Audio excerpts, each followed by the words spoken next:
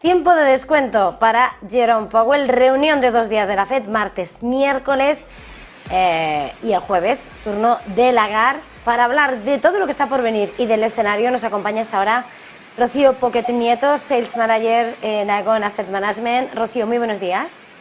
Buenos días, Eva, ¿qué tal? Bueno, yo creo que lo primero es pedirte cómo ves, cuál es tu fotografía ahora mismo de cuál es la situación del mercado. Bueno, al final lo que estamos viendo es que sigue habiendo bastante incertidumbre. Los datos van acompañando un poco a ver una mayor claridad, ¿no? En Estados Unidos se vio que la inflación tiene una tendencia a la baja y lo mismo en Europa. No obstante, seguimos preocupados por cuáles van a ser las decisiones de los bancos centrales, especialmente teniendo en cuenta que es la última semana de julio y todo el mundo quiere irse tranquilo de vacaciones, ¿no? Con lo cual, a ver qué acaban haciendo. Nosotros desde Aegon Asset Management lo que consideramos es que la FED va a incrementar 25 puntos básicos en la reunión de la semana que viene y se dejará la puerta abierta a una segunda subida de tipos para finalizar el año, basado un poco en los datos de inflación. Al final no debemos olvidarnos que no solo están mirando la inflación subyacente, sino el índice PCE, ¿no? Que es realmente el precio que los consumidores están pagando por los bienes y los servicios en Estados Unidos. Y este índice, la mediana, que es el dato más característico que están mirando, se da por encima del 5%. Por lo tanto, están lejos de ese 2% que ellos están estimando debería, y que es el objetivo de la Reserva Federal, y por lo tanto a ver qué tendencia sigue, porque únicamente ha corregido los últimos 2 meses a la baja. Por parte del Banco Central Europeo, lo que sí que estamos viendo es que de nuevo tenemos la puerta abierta a 2 subidas de tipos. Tenemos al final reuniones en septiembre, octubre, noviembre, y la primera será ahora justo en julio, antes de irnos de vacaciones, pero tenemos que ver cómo evoluciona esa inflación para ver dónde se situaría la segunda subida, si justo después de verano ya se esperarían un poco más tarde. Temporal para esas subidas, pero de alguna manera entiendo que descuentas descontáis desde Aegon ambas subidas, ¿no? Sí, lo descontamos teniendo en cuenta sobre todo la fortaleza del mercado laboral.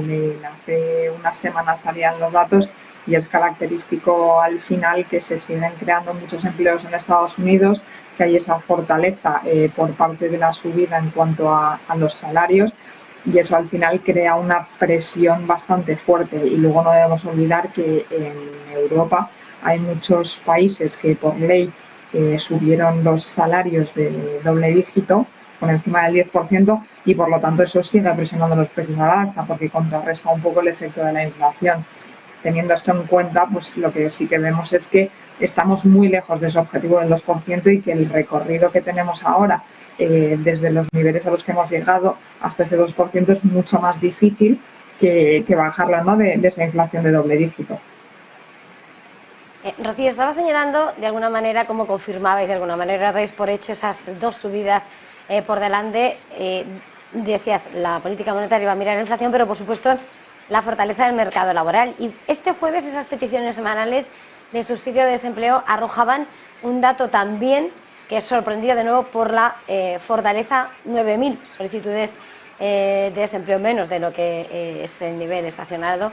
Y estábamos viendo, por lo tanto, también esa expectativa, como va subiendo, que además lo empezaba a reflejar también el euro después de esta racha en la que hemos visto esa depreciación, enfriándose las expectativas por la inflación, pero la presión llega de nuevo por ese mercado laboral.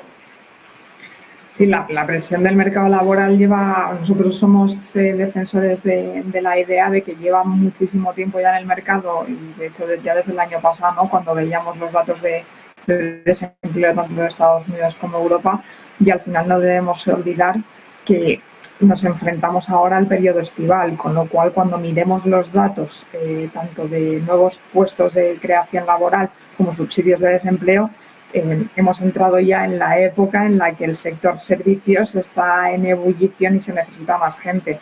Después de verano tendremos que a lo mejor tomarnos una pausa y ver los datos de los últimos 3 meses y cuál es la tendencia real, ¿no? Porque sí que puede haber una distorsión, ya no solo a nivel del empleo, sino también a nivel de la inflación, como comentábamos, porque ahora la gente es cuando tiene realmente más ganas de consumir. Ya estamos viendo que mucha gente se ha ido de vacaciones, pero a ver cómo se refleja eso luego.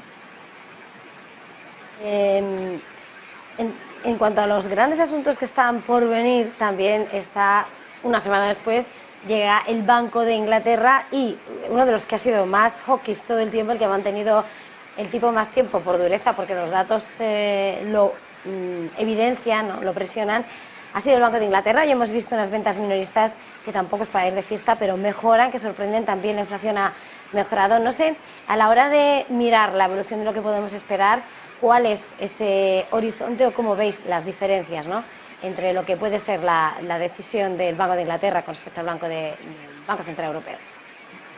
Bueno, lo que hay que destacar aquí es que el Banco de Inglaterra va como 2 pasos por detrás del Banco Central Europeo, porque fueron los últimos en subir tipos de interés, y la situación del Reino Unido es un poco diferente. Al final ellos tienen también, pues, hemos comentado antes, el mercado laboral, ellos tienen la presión de que después del Brexit han encerrado, ¿no?, un poco el país, y que hay menor oferta laboral y por lo tanto hay una mayor presión a la alza de los salarios.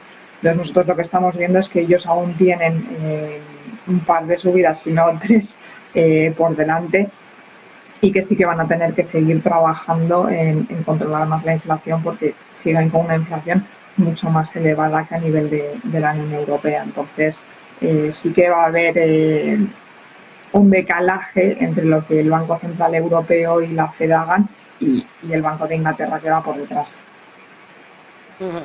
Entre tanto, estamos viendo lo que está siendo el comportamiento de los mercados. Estábamos señalando también ese sentimiento alcista que parece no frenar los mercados, sea cual sea el mensaje que lancen los bancos centrales. Desde Aegon, ¿cómo estáis viendo y de alguna manera cómo dibujáis la estrategia? Nosotros seguimos cautos por la mera razón de que al final sigue habiendo muchísima volatilidad, seguimos pendientes de qué va a pasar con los bancos centrales y seguimos pendientes de dónde está el pico.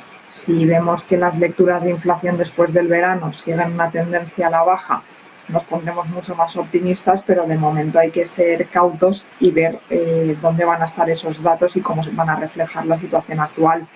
Seguimos descontando una posible recesión en Estados Unidos hacia finales de este año, principios del año que viene, y eso nos hace bajar un poco el ritmo en cuanto a la renta variable. En renta fija sí que estamos muy positivos, teniendo en cuenta que las TIRs de los bonos estábamos mal acostumbrados porque hasta ahora no rentaban, pero hay muchísimas oportunidades dentro del tramo de menor calidad crediticia.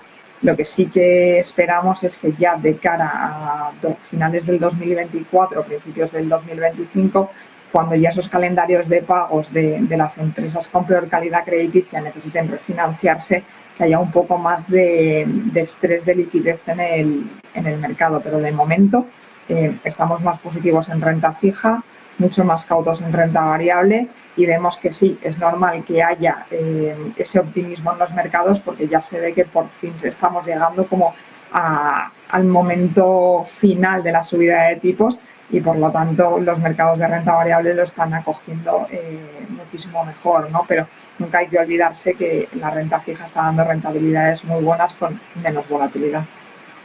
No sé, dentro de la renta fija, sí, podrías dibujarnos también alguno de cuáles son las opciones que señaláis más interesantes o señaláis dentro de Aegon.